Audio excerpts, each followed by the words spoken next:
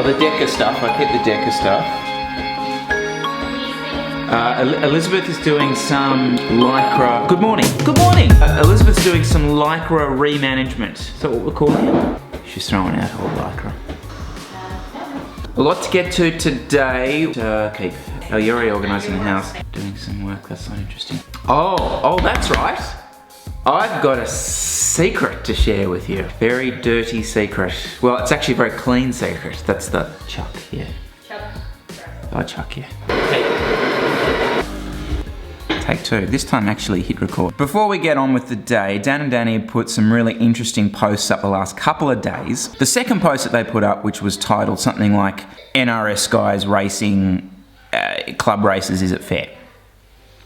Generated quite a bit of comment on Facebook, which is awesome. Great to have you guys interacting so much with their posts. I suppose just quickly, the two points that I think that they made in that post that might have kind of got a little bit missing in all the commentary was, number one, the numbers suggest that racing now, A-grade club level, is very similar to what it was 3 or 4 years ago. So the misnomer of, oh, racing's become so much harder now, the numbers don't necessarily prove that. So you old dogs, yeah, you are all weapons, and yeah, it was just as good, and yeah, it probably was harder back then. The second point, which I think is the more interesting one and generated a bit more commentary, putting aside this NRS term for a moment, look, we don't have another term we can use in Australia. We don't have Cat 1 and that kind of stuff. Those guys racing club races. What the data proved from in Danny and Dan's article is that, you know what, riding in an NRS or an elite level race, it's actually not that much different to riding a tough A-grade race. You know, and for someone like me who regards themselves very much as an A-grade rider rather than an elite rider, that's massively reassuring. Proves that, yeah, on any given day, a club guy can compete with those elite riders. The numbers show that it's not that much different, and where the difference is skills. As was proved a couple of weeks ago when Chris couldn't corner. What was really interesting was that most people were saying, you know what guys, yeah, this guy might be a bit better than you, but on any given day, this is a bike race, toughen up, let's just do the race and get on with it. Speaking of toughening up and getting on with the day, is that recording? It is recording. There we go. I'm very excited this morning. I just have junk on my program, which basically means I get to go a ride and talk to you guys. And he, oh, are they? What? It's a double junk. Hooray!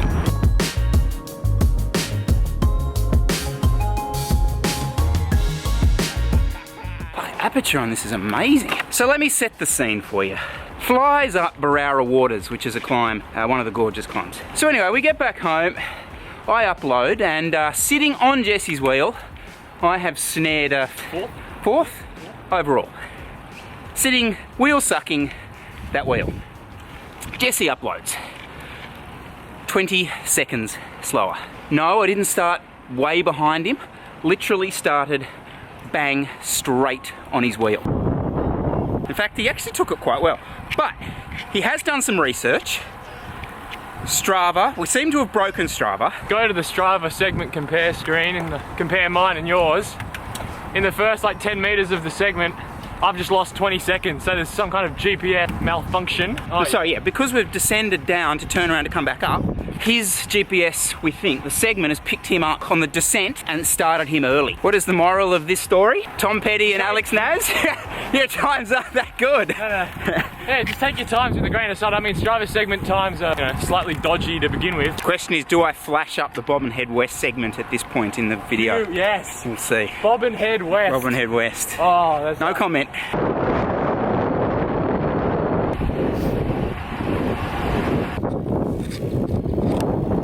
That's pretty cool.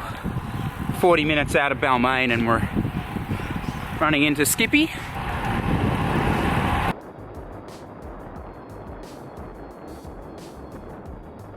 So So I run look pedals. Now normally I run the grey look cleat, which has that 5 degree of float. A few people picked up I was running black Bonts on Saturday. Now they have, when I had the Vectors, they were the pedals that came with the Vectors. How do I explain this? When you clip in with the black Bonts running the Garmin cleats, so much more solid. Like, just locked in. Went back to the white Bonts the other day. Flapping, sloppy, but I'm gonna try the black. I'm gonna try the black zero float look branded ones. If there is still slop, then we've got an issue.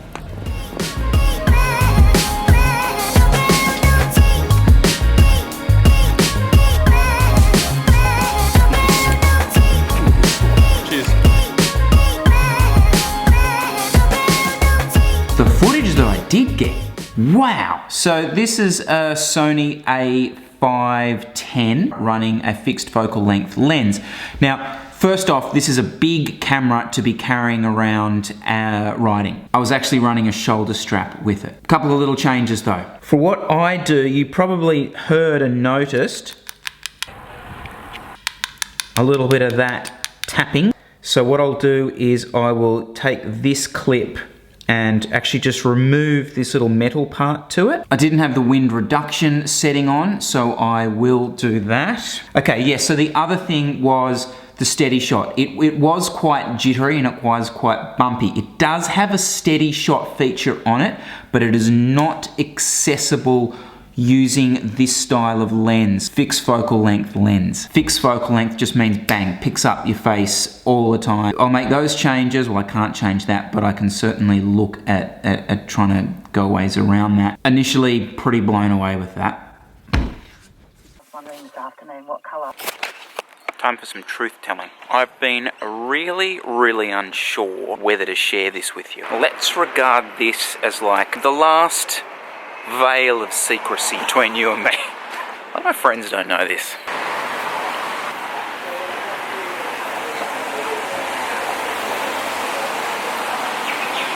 Is this officially my last session? My last session? No! So, yeah, look, so I use laser. There you go. Fashion. So I was like, I'm sure he knows Chris. Yeah. She was asking for it for... Anyone who tells you that laser doesn't hurt is lying. 2 weeks before, 2 weeks after the treatment, try to stay away from sun, make sure you use sunscreen. Okay, so that was about half an hour, and that's been my 10th session, and that's it. I'm done. Theoretically, I don't have to shave my legs ever again. How's that actually worked in practice? Well, for the first couple of sessions, I still did have to shave probably once or twice between sessions, and you normally have about 6 weeks between them. After that, I have shaved twice, and before the 2 time trials, just because I kind of felt like I should. So we'll talk about it outside, but look, it is a commitment, it's a time commitment, but in the long term, Take care. I will. Alright. Thanks, mate. I feel a lot better. I feel like I'm out of the closet now. What are the raw numbers on that? Well, 10 sessions, $70 odd each. You pay all up front. A lot of money. Look, it's not permanent. It's not like you're never going to see a hair ever again in your life. The other thing is that the results are supposedly varied. So for someone like me who just didn't have a lot of hair in the first place, results tend to be pretty good. If you're one of the more hairy members of the community, you might need more sessions. And that's it. It's done. Like, I don't have to worry about that crap anymore. And I did just get my legs done. I will stress that.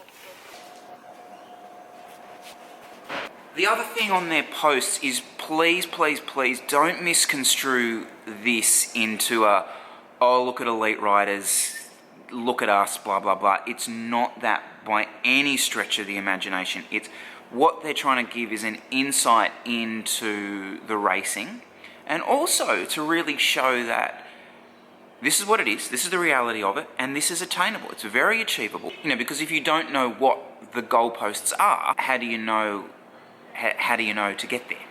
How do you know to kick the goal? There you go, there's the metaphor I'm after. But please, this is not an, I mean, look, half the time they're using my power data, not elite rider, club old bloke, okay?